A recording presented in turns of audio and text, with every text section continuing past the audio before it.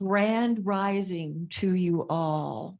That's my substitute for the programmed good morning. It sounds like an oxymoron because of the spelling, spell. You could say good morning, and it's also M-O-U-R-N-I-N-G. So I picked this phrase from Queen Ramana Digital, and she says, grand rising, everyone. It's so much more of an indication of up and at 'em, rising with the sun. We're walking each other home on this grand journey of adventure called life.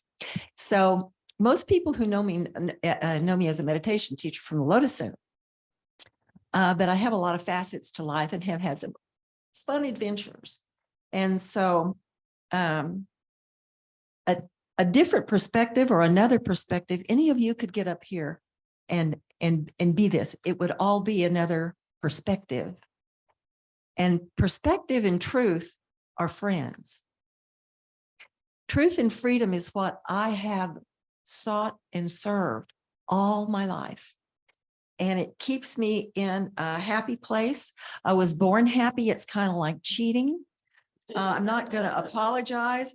But even in my nursing career, it was like, oh, can't handle that energy. She's just a little too happy. And no, I'm not on anything, because when you're really in the flow of yourself and who you are one with that which created us. And so I want to thank you for the opportunity to speak. Don't shoot the messenger. We all have a different perspective that is true, depending on our experience and where we float in the timelines. And I'm probably going to say a few things that you haven't heard before, or use some phrases or some words. I'll try to leave a few moments for questions and answers, because I would love to do that. I'm going to give you just a short little autobiography. I am 71. I was born in the body of Christ, quite literally, Corpus Christi, Texas. I have been an RN since I was 21, so that's 50 years, and I still have a license. And I do that because I love to do hospice. It is an honor and a privilege to be an escort. And that could be another whole lecture. But just to let you know, I'm not a flibberty gibber, totally always out of my body kind of person. I did work in ICU, CCU, neurosurgical ICU for 30 years in the hospital, and I would escape in between to a hospice, and became a certified legal nurse consultant, certified case manager, certified gastroenterology RN, and a registered massage therapist. No, I'm not an overachiever. I just, have to keep busy to stay out of the bowling alleys. Okay. So I met Audley in 1978, and I became a Kriya student. And then I taught downhill snow skiing in Red River, New Mexico in the winters. And then in the summer, I would come here to Oklahoma City to study with him. I worked at the old Presby University Hospital. And then when I, through my career, went into endoscopy, I traveled. So I spent a year and a half in Alaska, drove up there and back by myself. People said, weren't you afraid? And I'm going, of what? Well, you were alone. I'm never alone. I'm always with God. If God be with us, who can be against us? So, and that's why we're all here. And it is just such a thrill to see and feel this group, because it is consciousness like this that raises the whole globe. There is so much division. When you get a perspective of the big picture, not only is it very humbling, it's very opening, so that we're not against them and for us. There is no them. There is no us. There's only one. And we're all connected. As the Native Americans say, Matakwiyasi, we are all related. And I want to talk about Earth in its relation to the universe. Gaia, Mother Earth, has a precious body that was put together not by accident. Everything that happens on Earth is in the web of the galaxy and the galaxies and the universe that we occupy space in. And let me get a disclaimer here. This is all in my experience and understanding. And I would ask that everyone just temporarily let go of everything you think you believe, and also your disbelief. Just open your mind, and as Greg Braden says, allow for the possibility, because that will move you through. And if there's anything I love to do, is I love to see people move through. Okay, so my first contact, what that I have conscious recollection of, because as a kid, I also read lots and lots of Greek and Roman mythology. It seemed like home to me. And then at 11, when I started experiencing past lifetime stuff, because these books and these stories would trigger that stuff, I go, oh, okay, I got it. And so about 96, there was a group of people who put on events called Whole Life Expo. And I was living in Austin at the time. Now that could be the center of the self-help universe. And so I volunteered to work at the Whole Life Expo because I wanted to meet Neil Donald Walsh. And I was a room monitor. And I did not even know who Barbara Marciniak was. She is the woman who has written Bringers of the Dawn. And the book that I resonate the most with is The Path of Empowerment. The Path of Empowerment. If you've never read that book, read it. It was written, 30, 40 years ago, but it's just now relevant to where we can move into consciousness with it. So I sat on the end with a sign, 10 minutes to go. But what I didn't know was that Barbara actually channeled the Pleiadeans. Now, on the other side of the veil, which is we're in the third dimension. And if dimension is the word that we linearly think. So if you'll change that word in your head to frequency, we're in the third dimensional frequency, 4, 5, 6, 7, 8, 9, 10, 11, 12. The archangels are about 12 and 13. They move through space much differently than our beloved family of light. I like to refer to them as extra celestials. They don't really like the term ET. But anyway, so Barbara says, when I go up and introduce myself like Mike did, moderator, she said, don't touch me while I'm channeling. And I say, no problem. I'm just going to be sitting over there. And she said, say P's or Pleiadians, you have 10 minutes. I said, okay. So she sits down and rings this Dorji-like bell, like the Tibetan kind of bell. Her head comes back, and then I felt them. Sweet, deep, ancient, totally present energy. And they kind of came down through her crown chakra, through her throat. And she sort of opened her eyes, but they settled down into her body. And I say they because the advanced beings of light are a collective consciousness.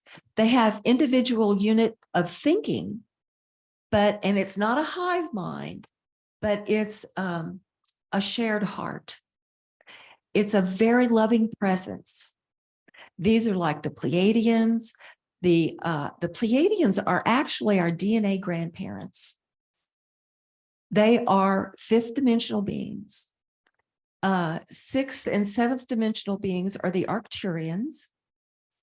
And then you have the Orions, the Lyrans, and they all have different bodies. Allow for the possibility that Star Wars was real and Star Trek is a documentary. You're laughing, but go back and watch a few episodes with a new perspective, and you'll see a lot of information that you may not have paid too much attention to before. And so she said her voice changed, her face changed, and her countenance was most beautiful. It was very glowing. Now, if I hadn't seen this with my own eyes, I wouldn't believe it. So that's what I'm saying. Allow for the possibility. So she gave a little lecture about how beloved you are. You can't believe or understand the depth of feeling that humans inspire in other beings, because we chose to incarnate here at this time to provide support for a huge shift in mass consciousness. And that is the Christed consciousness. Unconditional loving, don't want to hurt anybody. You know, we're everyone just as important as the other. And so when Barbara finished her little lecture, she opened for questions and answers. And it was so funny because her eyes were closed, but when somebody said something, she would go like that. And so when I said, Pleiadeans, you have 10 minutes, she turned toward me and slightly inclined her head. And I'm very aware of the silver cord that comes down from God's home and puts life and breath in the human body. When they touched my stream, it was a very beautiful, humbling, embracing experience. It's something you have to feel for yourself to believe, but boy, it made a believer out of me. And I was just like, wow, what just happened? And so she said, or they said, thank you. But I'm just going, zzz. And so that the lecture ended and we said our goodbyes and we went on. So I'm driving across the bridge at South Congress, if you've ever been to Austin, and the Pleiadians came in and they said, Ruby, we would like for you to disseminate information for us. And I said, what does that look like? And they said, much like what Barbara does. She's written a book and she goes around talking. And I said, I am so honored and I thank you very, very much. But I'm already part of another experiment in human consciousness. And I think it would be best to keep it pure. They knew exactly what I was referring to. I'm a student of Babaji's. I work directly with those ascended masters. I've been teaching and assisting Dana in her school. She came here to speak. And so they said, very well, we understand. And so I didn't hear too much about them for several years. And then I started reading The Path of Empowerment. A lot of books, when you start to read them, put your brain waves in a certain pattern. Like so many people have read Autobiography of a Yogi. And then when you start to yearn for that feeling, that oneness with God, Babaji will come to you. Well, Path of Empowerment for me was one of those books. It put my brain waves in a receptive place where they came back in. So I have a friend who's 85. He's Native American shaman. He's extremely psychic. I've known him for 40 years. His name is Carl. And so Carl is a fabulous medium. He talks to dead people. We've worked with people who have lost loved ones and didn't have closure. But anyway, so we began to communicate with this lovely Pleiadian being. And I said, well, what's your name? And he said, well, you couldn't pronounce it. And this is me and Carl talking to him. And I said, well, Carl, what's he look like? And Carl says, well, he looks like a shadow. And the being said, well, that's a fine name. Y'all could just call me Shadow. And so Shadow directed that if I could get 6 people in the Friends of the Lotus to read The Path of Empowerment, we would have a study group and discuss it. But that didn't come together because it wasn't time, and I'm at peace with that. But okay, so off and on, Carl and I meditated together for years. And so once in a while, we would get this urge to visit our family of light. Well, in this Kriya Yoga school, you spend years building your consciousness, going into oneness in your own divine self. You also build bodies of light that you can travel full conscious in, not astral projection. It's going in and out through the top of the head, which is really the only place you want to come and go. And so I said, well, I want an experience in a mothership. And so we asked Shadow and Babaji if that were possible. Well, of course, no problem. And if you have the sight to see, there are hundreds of thousands of cloaked ships right outside the Earth's atmosphere, because nobody really knows how this shift is going to take place. But what I understand is that, and some of them are like 65 miles long, but they're parked in another frequency. That's why they have to lower their frequency for us to see them. And don't ask for them before you're ready. Most of them have beautiful forms, but they're forms that we're not used to seeing. And there is a universal language besides light language. It's telepathy. It's part of our human DNA that has been turned off, that is coming back online. Have you noticed that your intuition has increased lately? Even if it's like knowing who's calling when the phone rings, or better not go down that street. Well, there are a lot of things in the shift that are coming back that are ours, that are humans, that have been manipulated and programmed away. Telepathy, teleportation, telekinesis, all of those things belong to us by birth. They have been stolen, but we are fixing to retrieve them. And it will be a universal and a global happening. For people who do not believe in extracelestials, UFOs, things are fixing to get weird. But it is all for your betterment. There is nothing to worry about. We are being assisted. Prime directive is don't interfere with an evolving species. Well, we were interfered with by some very malevolent beings a long time ago, and they have been physically on our planet. 2 years ago, Creator said, okay, enough is enough. They have to leave. So for the last 2 years, everybody from archangels to special forces to people in deep underground military bases have been pushing these invaders off of our planets, freeing our consciousness. And of the 7.2 billion people on the planet right now, over 2 billion of us hold Christ consciousness, whether in our hearts, whether in our heads, and sometimes in our gut. But it's raised the vibration of the whole planet.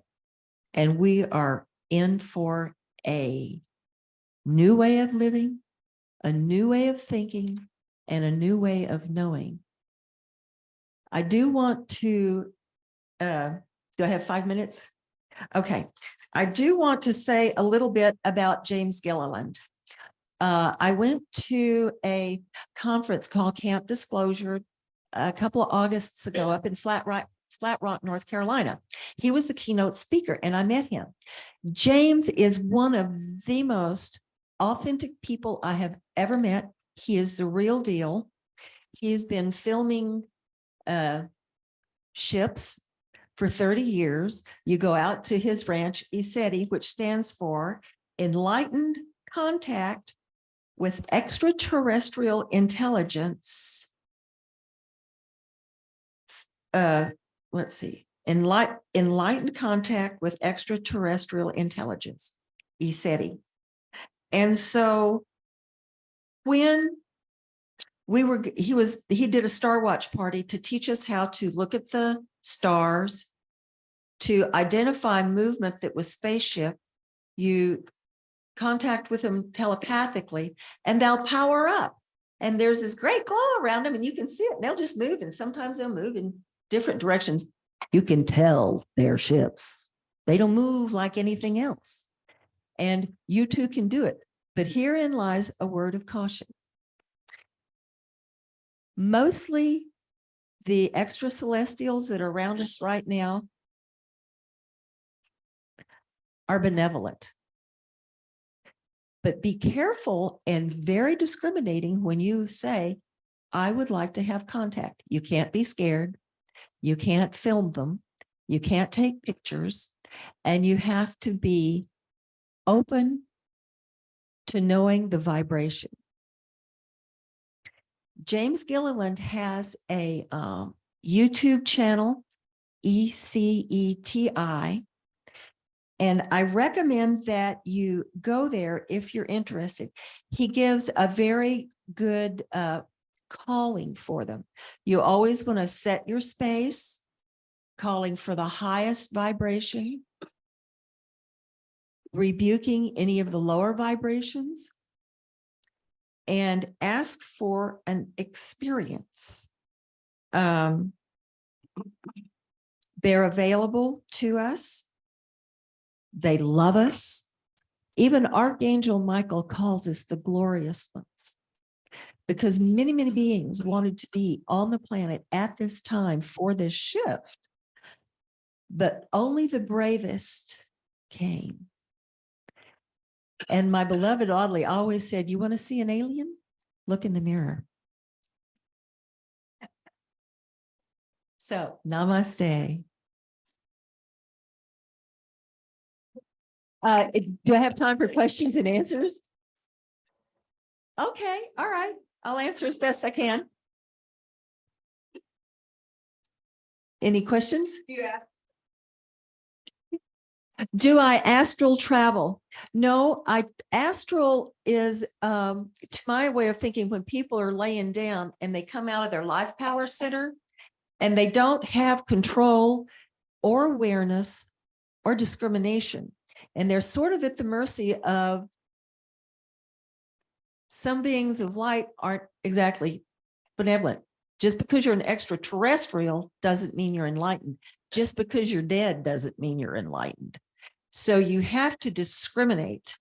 So how I travel is that in our school, Babaji gave my teacher a 7-year school to bring people through into enlightenment.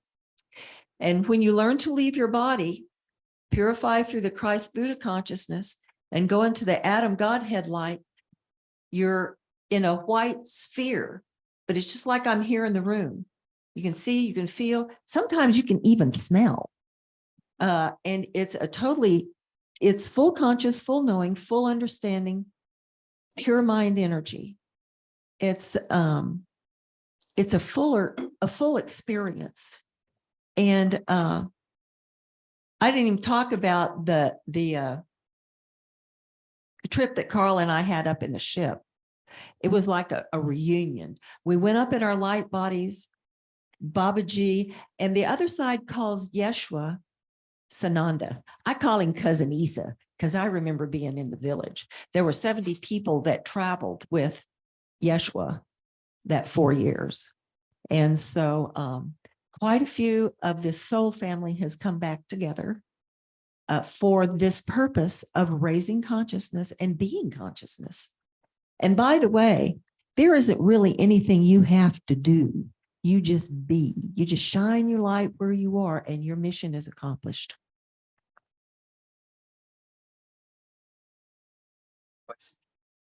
I would say I would see celestials. And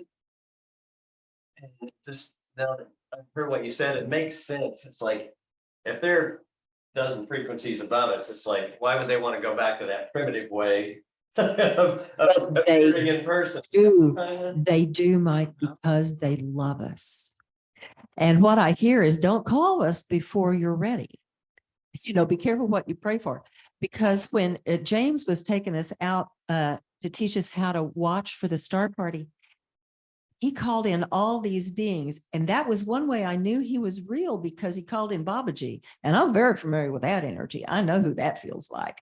I know who Audley feels like. He also called in these 18-foot tall lions that walk upright. They're kind of the guardians of the universe. They're from Lyra. They're feline. And they're beautiful, but man, they're big. And they were like doing cartwheels and handsprings, and they were just being silly little clowns. So you wouldn't be afraid of them. And even the archangels will lower their vibrations so that you can sense, feel them. It would be like you had your eyes closed and you see a reverse negative kind of on the back of your eyelids. They will come to you. Some things have to be believed to be seen. And they don't mind lowering their vibration, but it's not a fun and games things. And things are really serious right now because of this shift in mass consciousness. But the love is amazing. And open yourself to the love, because that's the frequency they travel on.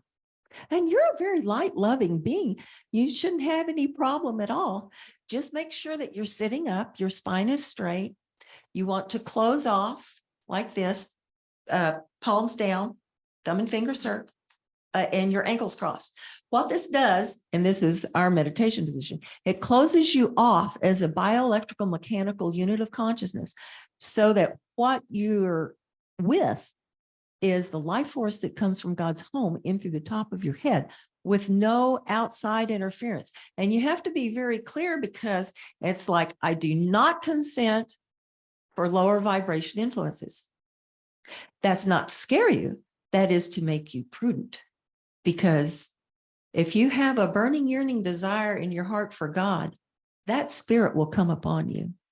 If you have a burning, yearning love and desire in your heart to have an experience with an extra celestial, really the angels are easier to see and to be with. But Pleiadians will come, but you kind of have to flow on their vibration. So just grab that book by Barbara Marciniak called Path of Empowerment and give it a read. It's got lots of wisdom in it. And even if they don't come to you in your eyeball sight, they'll come to you in your heart sight or your pineal gland sight, not the third eye. We put a Band-Aid on that because it's kind of lower frequency booger land. If you can see them, they can see you. So we keep up here at the Buddha Christ eye. If you want to look upon a situation and have a little bit of a wall there, a fence, a low one, look from the Buddha eye. It doesn't judge, it just observes. And this is the difference between judgment and observation. If you have an emotional attachment to what you're looking at, that's a judgment. If you can just look at it and say, oh, that's their situation, and just honor that journey of that being, whatever it is, you don't engage. Because what you judge, you're open to entanglement. So